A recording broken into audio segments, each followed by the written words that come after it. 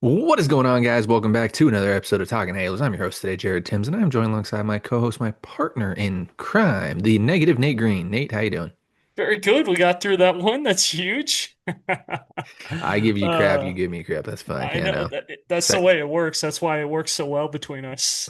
that my hit might have been, and obviously you guys didn't hear it because I've cut it out by now. But had to redo the intro because I started just dying coughing. Um, that's probably the third time that I've ever had to do that. I usually don't have to do that, and you know that. Yeah. How many times have I had? How many times do I really have to like cut things? I mean, anybody who watches this show, it's usually pretty. You would think I'm either an amazing editor or we do this straight through. And I'll take the amazing editor for sure, but no, we It's do this really straight not through like that. 99% of the time. So, except for when I'm sick, I'll tell you when I'm sick, it's a tough one because you'll hear me unpause, pause, I start coughing. It's not good. But yeah, I mean, what an intro that was, man. We never Yeah, talk it's talk huge. about it that So much. proud But of you. thank you all so much for watching and listening here at Talking Halos. Really do appreciate it. Happy Friday for those of you. I'm putting this out on Friday here tonight. Happy Friday for everybody. Hopefully you guys have a good long weekend. I know it's not too long, 48 hours, but hey, weekend's a weekend. Enjoy it. So we got a lot of Angels. We don't. Oh, wait, no, we have a lot of news and we have a lot of rumors to catch up on. Not really catch up on, but just we were going to record earlier this week. We didn't have a whole lot to talk about, and then all of a sudden we have a lot to talk about. So, um, yeah, GM meetings are going on, having an absolute blast, listening in on meetings and such like that. So, yeah, it's a good time here. So, again, thank you so much for watching and listening. Follow us on all our social medias, X, Instagram, Facebook. You can follow myself on X, Jared underscore Tim's Nate at Nate Green 34. Guys, give us 1 second to pay those bills. All right, Nate. We're gonna start with news and we'll get on to rumors. I think rumors are a little more fun to talk about, give us more stuff to talk about. But we are seeing the coaching staff kind of come together. Kind of it's working its way full circle. I'm excited about the names. I don't know if they're gonna accomplish very much, only because of the 1 year stuff, but I personally am very excited about a couple of these names in here. Actually, honestly, all the names I'm pretty excited about. Um, I don't know if it's just because I'm getting older and I'm starting to see players that like I was able to watch. But it's good to watch this right here. So can you hear the dogs in the background right now? You hearing barking? No, that's great, man. I always worry about that. So, but coaching staff. So John Gibbons is going to be the bench coach. That's a fun name. Definitely a fun name there. First base coach slash outfield coach, Adam Eaton, former Angels outfielder. Fun name as well. Pretty good outfielder. Hall of good, I'd say. Um, Type of player, not Hall of Famer by any means, but third base coach Keith Johnson coming up from AAA Salt Lake. KJ, absolutely love the enthusiasm that he brings. Andy Schatzley coming up from Double A Rocket City to be the Angels infield coach. Very tip the cap to that promotion. Andy's done a very good job in Rocket City. So yeah, well deserved promotion there. Max Stassi coming in as the catching coach. That's actually a really fun one in my opinion. Very good catcher, defensive catcher, very smart defensive catcher in his days. Good to see Kurt add that name.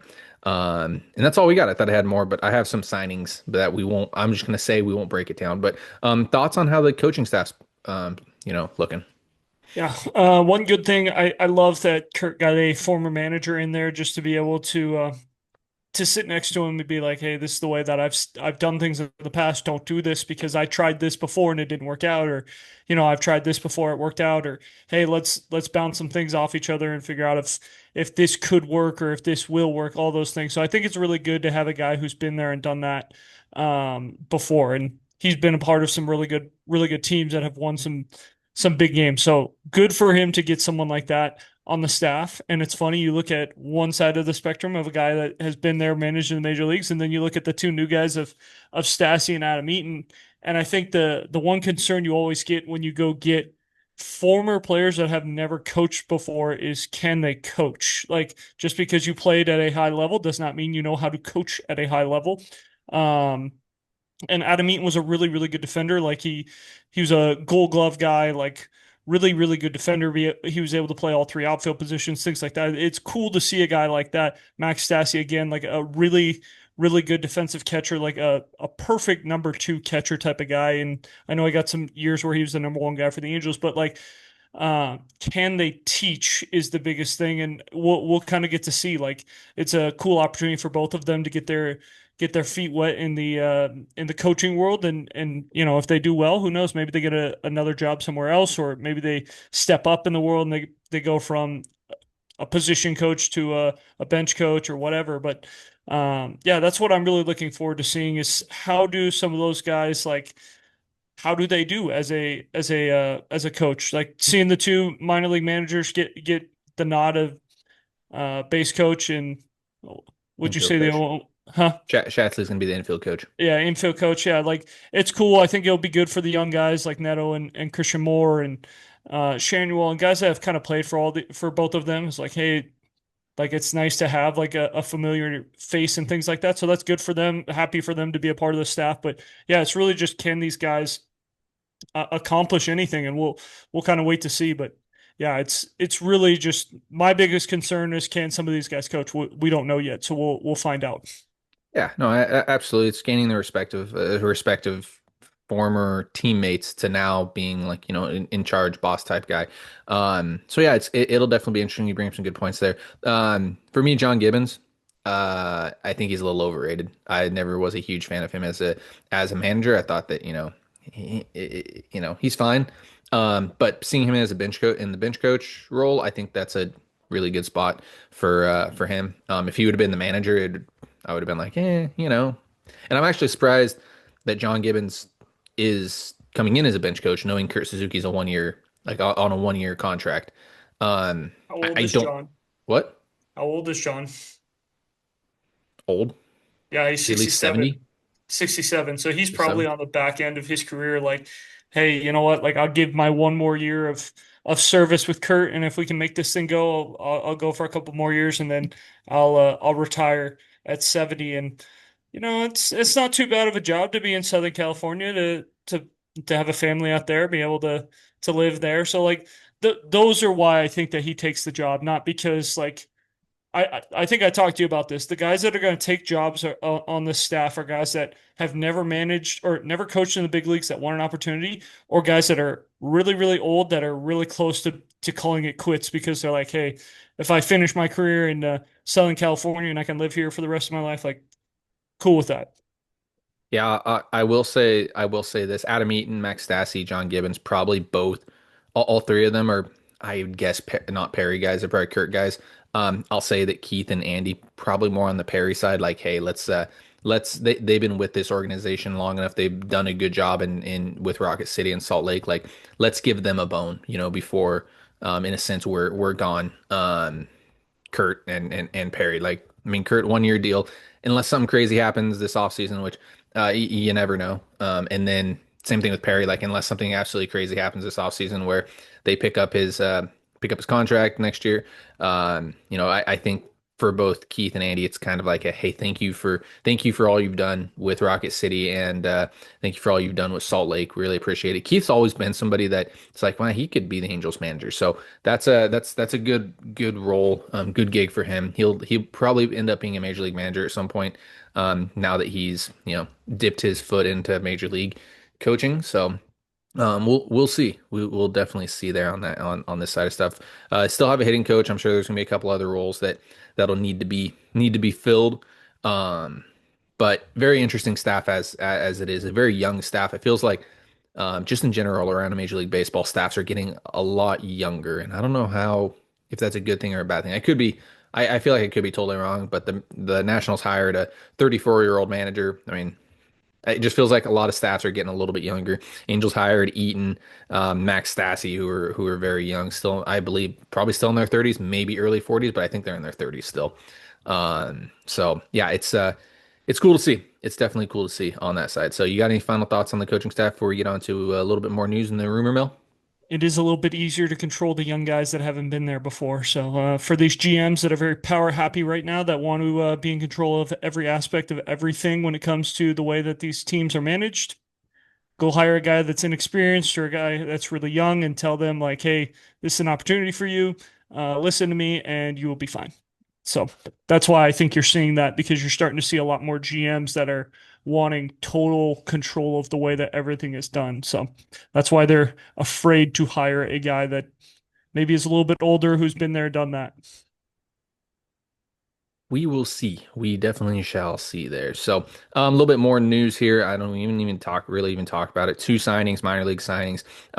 One reported by Francis Romero. Angels signed catcher Omar Martinez. A lot of people are probably like, who? Double A, Triple A with the Yankees. Yankees. Better defender than he is a hitter by any means. So it'll be interesting to see what he does. He'll probably be in AAA Salt Lake. And then the Angels are bringing back Sandy Gaston. I reported that one. And that's mid upper 90s fastball with a decent slider, somebody who might make a push for a bullpen spot down the road for the Angels. So we'll see. We'll definitely see. But couple of signings there before everything happens. But let's get on to the rumor mill side of stuff. I want to start with the thing that I don't want to really start talk about, but I'll let you get your 2 cents out of the way, and that is what the Angels are going to be spending this offseason because I think we've heard two things, at least from my knowledge, I think we've heard two, and I have a different thought as to what they're going to do. Actually, I can see going two different ways, and that's like easy knowledge there. I think Robert Murray said that he expects them to be big spenders. I think I put that in here somewhere, but yeah, Robert Murray expects them to be big spenders, and I think it was Rosenthal or Heyman. Was it Heyman? Amen. Heyman that ended up saying he believes that the Angels don't even know their budget yet for this offseason. So, thoughts on what the Angels budget might be this offseason, and I'll give my thoughts because I really don't want to talk about this too much because everybody's giving a different answer, and I don't think anybody really knows.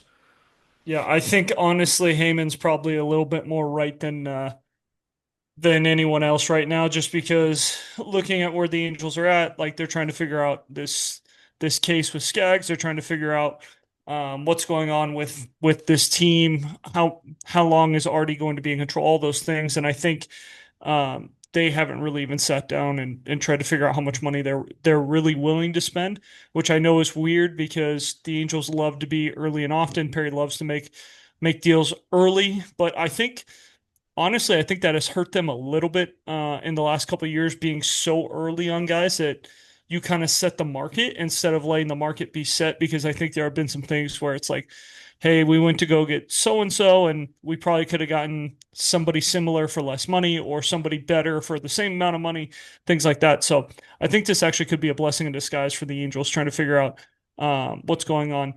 Um, I don't think that they are going to be giant spenders. I think that they might spend a little bit of money. Like when I hear large spenders, I hear like, okay, they're going to spend more money than they did last year. And like by a considerable margin, which I think if you look at it and you say like, hey, they're going to spend more money than they did last year, I wouldn't be shocked. But How I much did they think spend that last year? I put 40 million in my head. I don't think that's right. I think it was under that 34, 30 million. In between 30 and 40 would be my guess. you mean on total contracts in free agency or like Yep. how much. Oh, Yep. Because I'm I'm thinking, talking like what they would look at on the on the Lux stacks. well, I mean that as well, but I don't. I just look at how much they spent last year, and I would say, and I could totally be wrong, 35 million, maybe 40 million, because you have the Kikuchi deal that was 21 million. So that's half of what I'm saying right now, and then you probably have a couple other deals thrown in there. I don't know if you want to count the Solaire deal, though that's Yeah, kind of a pickup. that's money on That's 12 million right there. So maybe 13. it's over at 40 mil. So if you're saying they're going to spend over 40 million, I consider them big spenders at that point. Okay. Because the Angels, as of right now on Spot Rack, is they're I have them at 143 last year. They spent 220. So that would put them in the 80 mil if they were to get close to that number. I don't think that they go over that 220, maybe slightly. And you're not even looking like that's not including Taylor Ward, who's probably going to get 10 plus mil, maybe closer to Your 12 mil. ARB guys. They're not Yeah, counting the yeah. ARB All guys. those guys. So Which ARB you're going to add in 30 to Probably around 30 million would be my guess in ARB So you're gonna about 40, 50 million to spend is probably to right get to around that the Lux number. tax. Yeah. Yeah. So To get to where they were last year, because the Lux tax is over 240 right now. gotcha. So I think that they're still significantly under the luxury tax. I don't think they're gonna be like, oh, hey, we're gonna get up into the Lux tax. But I think that they're gonna be somewhere around that 220 range like they were last year. And I don't think that that is a significant like pay period where everyone's like, oh my gosh, the Angels spent a bunch of money. It's like, they spent like somewhere in the 7 to 8, 9, 10 range of teams because you're going to have the Dodgers that are going to spend more money than you. You're going to have the Yankees that are probably going to spend more money than you. You're going to have the Red Sox. And then there's some other teams, maybe the Cubs. And then maybe the Angels are somewhere in that 5, 6, 7, 8, 9, 10. I would say they're closer to 10 than they are 2 or 3. But that's just my guess on how the Angels have done business the last couple of years. I'd still consider that being a quote unquote big spender. I mean, just in my opinion, there the two ways that I see it working out, and it's probably only the two ways that it could work out. So everybody's probably gonna be like, oh well, no, no shit, Sherlock's, on my note, but I can see Perry panicking a little bit, being in the last year of his contract, and going out and making trades with prospects. Not the Angels prospect. The farm system is great by any means, but I could definitely see them going and doing something like that, especially after having a big draft where you add a lot of prospects. So I can see them hitting the panic button. I could see them spending big on 1 year deals as well. That's another spot that I could 100% see them doing.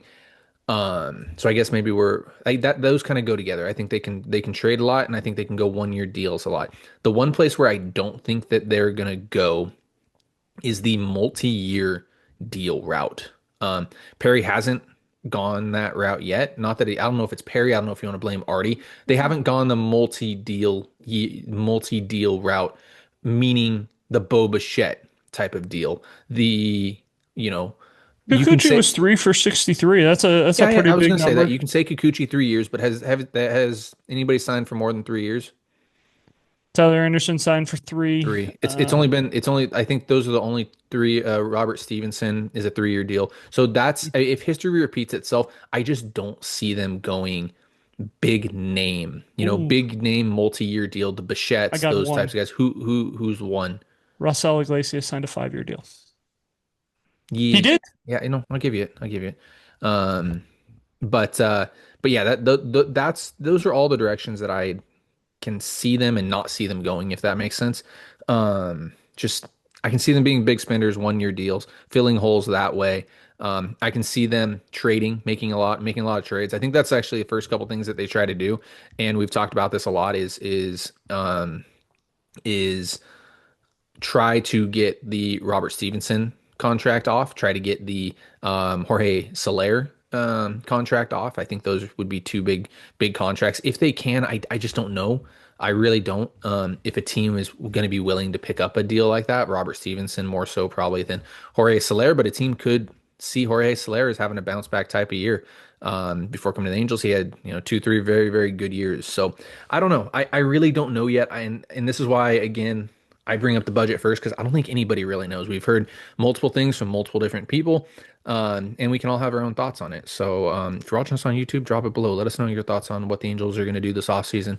Um, I threw out my beliefs. I think somewhere down the road, maybe next week, we'll play a little GM on our end on what we would do this offseason. It's going to be a little bit different than what's actually going to happen, obviously, but still fun to do it. So, any final thoughts on the budget before we get on to some more rumors? No. Good job, good job. I really didn't want to talk about that very much, just because everybody's throwing out different stuff. So, let's start at the top here. John Morosi hinted at catchers being traded this offseason, and one name he threw out there was Logan O'Hoppe. Mhm. A lot of catchers that are not working out. The only one that I could think of off the top of my head is Adley Rutschman. Not that he's not working out, but I mean, just somebody in Baltimore that could probably use a change of scenery. Logan O'Hoppe, someone else could use a change of scenery. On that note, I don't see a Logan O'Hoppe trade happening. I really don't. But it's an interesting name to talk about, and plus it's a rumor, gives us something to talk about, and probably piss fans off. So, do you see a Logan O'Hoppe trade happening? And if you do, what do you think the return would be? So here's the only reason, and I know this is gonna piss people off, but here's the only reason why I would at least like I'm not gonna call other teams and say like, hey, Logan O'Hoppe's available.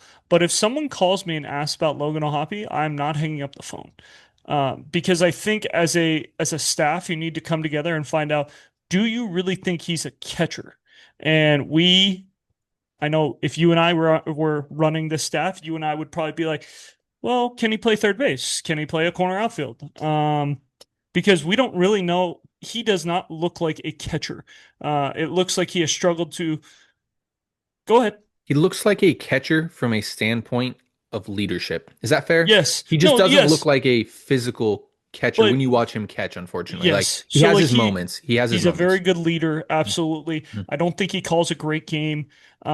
You saw this year when Tyler Anderson started in Boston, he got picked from the first base coach. Like he has had his struggles behind the dish. He has struggled to block. He has struggled with pitch framing. He has just struggled from a defensive mindset, let's say. And I think he's been a good enough hitter. Like I know people are going to be like, he wasn't a great hitter towards the end of last year. Absolutely, he was not. But he has shown glimpses of being a really good hitter. And you have teams that are willing to take chances on guys that haven't really been great defenders, but have shown signs of being really good offensive players.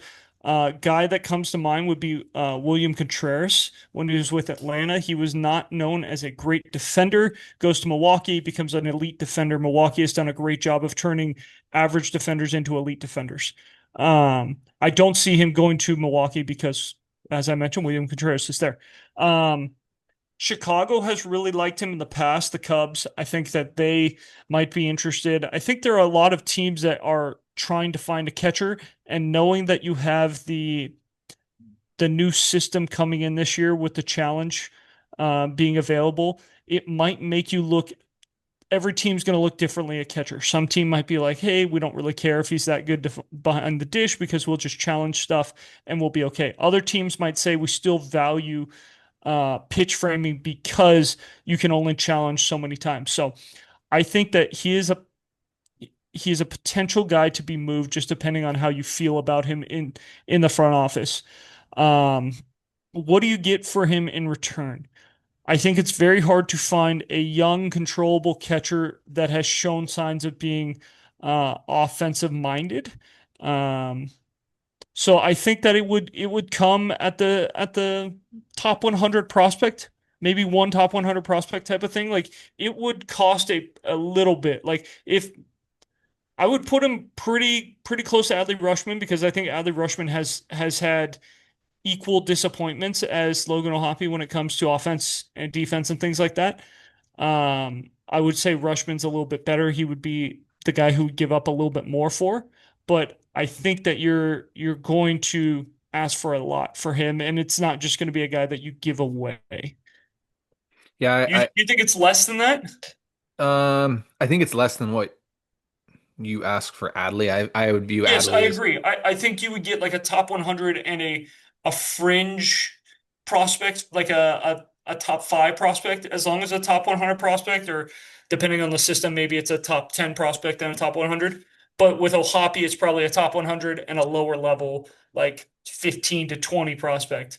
Or maybe it's a major league guy where it's like a major league for major league guy, but just different positions, kind of similar to the trade the Angels made to get Ohapi, where it was Marsh for Ohapi straight up.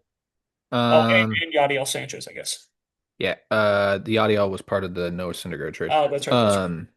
Yeah, I'll go in reverse here. I think a return for Ohapi is very tough. Only because if you make the trade before um the Orioles trade Rushman, then you kind of, set the market in a sense. And it's like, well, we're going to get so much more here. Now, if you make it after and they don't get what they think they're going to get for Rushman, which I view Rushman as an elite, a possible elite backstop with multi years of eligible or multi years left until he becomes a free agent. He's still fairly young, left-handed hitter. It's hard to come by. Um, so yeah, it becomes tough. I would ask for O'Hoppe. I would probably ask close to um two top 100 prospects from anybody. Like that that's just where I would be. That's just me thinking, and Angels could think a little less. They could, ask for a bunch of, a bunch of prospects. I don't know. And if I'm the Angels, I'm probably asking for a bunch of prospects as well. But I think a return would be two top 100 prospects. Um my only thing with Logan O'Hoppe is that if the Angels were to move him to a different position, does his bat play at that position? Does he hit enough to be a third baseman? He hit 220 last year with 19 home runs. Yes, would say there's enough power there. Same thing with a corner outfielder. Um, is that a good, Angels corner outfielders last year batted 220 with 35 plus home runs. So I don't know if the value remains the same if the Angels move him off of being a catcher. I would give it another year. I'm very interested to see what the Angels do or what Kirk Suzuki can do with Logan O'Hoppe. I'm very interested to see what Max Stassi could do with Logan O'Hoppe. With that being said, was Logan O'Hoppe Max Stassi's replacement? Yes. He was, wasn't it? Okay. I was wondering if they played together or not. Um, I'm interested. I would give it another year before trading him on that note, and I don't want to piss people off. So, um, last bit of news. I'm trying to figure out what we're going to talk about here. We may end up doing another one to talk about more rumor mill because there's so much to talk about. Let's do Taylor Blake Ward because he's an okay guy. Taylor Blake Ward, probably a week ago now, reported that the Angels and Kazuma Okamoto, look at me saying big words there for you guys. Usually I butcher those. Have mutual interest in one another. Um, I will say this. I'll start it off with the international Japanese Korean market this off season. I think it is being overhyped because of the last couple of years, how good it has been with the players that have been coming over. I don't think Murakami is. I think he is a huge risk. And I'll get to Okamoto here in a second because I know I said that.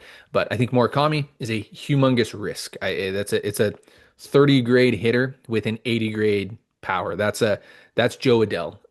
So I mean, if you're getting Joe Adele, or I guess you're not too upset about it. A 35 plus home run guy that's batting 220. Murakami does swing and miss a little bit. That's for sure. On the pitching side, Tatsugo Imai. I think that everybody is comparing him to Yoshinobu Yamamoto, and I just don't see that. I heard Jeff Passan even say that it is a Yoshinobu Yamamoto starter kit just because he's 5'11". It is not. It is a completely different repertoire, completely different everything. So I just don't see him being Yamamoto. And then on to Kazuma Okamoto. I think that Okamoto has a chance to be the best international player in this class, and that's not saying a lot because I mean, he's getting some Max Muncy comps. He's getting some, those types of comps, and you're going to pay probably 15 to 20 million dollars for what Max Muncy is, which is a 220 to 240 hitter with a little bit of power. Okamoto doesn't have that type of power. I think it's similar power to Nolan Shawneewell. I think you're hoping for, 10 to 15 home runs out of him. And on top of that, with Okamoto, I don't think that he can play third base. I think it's still up in the air. It's a huge risk there. And the Angels already have a first baseman in Nolan Shawneewell. So I don't know if I would give Okamoto multiple years and multiple millions of dollars, $50 million for what he is. I'd rather go re-sign Moncada at that point and let him play 80 games at third base or hope that he stays healthy. So that's kind of where I'm at with the international market. I think there's some interesting role players. And if you can get him on a Sung Kim type of deal, then absolutely go do it. But I just don't think that he's going to get that type of contract. I really don't. I think he's going to get a lot more. So, hey, we got a couple more minutes here, Nate. I'll let you finish it off. Can I say that there's absolutely no chance that you get him on that deal? There isn't. There really isn't. And I just think that those two players' values are the exact same at the end of Tell the me who day. his agent is. It's Scott Boras. Yeah, Scott Boras. So you know that you're not going to get a small deal out of him. That is the one thing that worries me about hearing that he has picked the Angels and the Angels are interested in him because we know how Scott works. That's a very That Scott Boras thing to do too. Oh, absolutely. Like, oh hey, he wants to play for you if it's 15 million a year. It's like 15 million a year, I will say this though, 20 like million a year, the like Angels are actually interested in him. no, they are. Like they Yes, are, they 100%. are. But is he actually interested in the Angels? We've heard yes, but again, you have Scott Boras, who is Hmm. a unbelievable negotiator. He will get the most amount of money for his client. And again, Scott Boras really doesn't care where he gets his money. He's going to get his money wherever he possibly can. So just because he wants to play for the Angels does not mean Scott Boras is going to make sure that happens. Um, I list him as a Jonathan India comp with the Reds, 250, 15 homer guy. Not a great defender at third. India wasn't a great defender at third. They had to move him to second. I don't Pull heavy. that might be unfair, but that's kind of where I see him as. Not a great defender, not a great offensive profile. Like, yeah, he hits 250. You mentioned the other two, Murakami. Yeah, he's got elite upside, but he also could be a major miss. Look at Joe Adele early in his career or Jordan Walker type of guys where it's like, oh, hey, like, or even I think the comp for him right now that I've heard, which I think makes a lot of sense, is Kyle Schwarber. He could like that would be ceiling would be Kyle Schwarber. Pete Alonso's ceiling. Yeah, You're like hoping to that get that. those are the two guys that I think that you're kind of thinking. I think Schwarber makes a little bit more sense. Left-handed hitter, DH, can play corner, I guess, but not really. Um, and then the pitcher you mentioned, Tatsugo Imai. in my Imai. it's interesting. Like I think the biggest thing is we've never seen that like his biggest out pitch, we've never seen that in the major leagues, so you don't even know if it's going to work. He's got to, other than the extreme two seam or the reverse slider, as some people call it, or whatever you want to call it. Other than that, his repertoire is pretty similar to every other Japanese pitcher that comes over. It's a mid to upper 90s fastball. It's a split. It's yes, no, he's got both. He has both. He's got a split and a change. He uses both, just like Imanaga used. And Otani had two separate splitters as well in Japan. Imanai has the two as well. He's got the changeup and the split. So I just don't know. There are some things where it's like, ooh, he looks like he could be really fun. He's got massive swing and miss on his breaking stuff. Uh, but we'll just wait and see what happens. The Okamoto thing, like personally for me, he's not the guy that I don't really want to go either of these Japanese third basemen because I don't think either of them will play third base all the time. So I think you're right. Go the trade route. Go the Chris Taylor, Yohan Moncada route, and then go from there. But we'll wait and see. We'll see. Obviously, if the Angels spend money elsewhere, it changes this. But if they spend money here, then I think it severely hampers their abilities to spend money in center field or on the mound. So Yep. Yeah, absolutely. We're gonna get another one of these podcasts out because we got too many rumors to go over here.